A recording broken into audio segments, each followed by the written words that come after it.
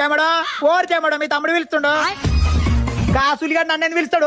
నువ్వు సులిగా గిలిగా మంచి మాట్లాడు. మరి నన్ను ఎందుకు గెలుస్తున్నారా బాయ్? గెలుకులేదు ఏం లేదు, భూమి పంచుకుదా. ఓ పిచ్చలు అంత ఉంది భూమి ఆడ పంచుకున్నాడట. ఇవన్నీ చెప్పక పంచుకున్నాడే. నీకు గుద్దలా ఉంటే ఓన్ పట్టుకో పట్టుకో పంచుకుదా. ఆగు పట్టుకో సాగు నాది పట్టుకో. పట్టుకొచ్చాక చెప్తా నా పొగబాయ్ తప్ప.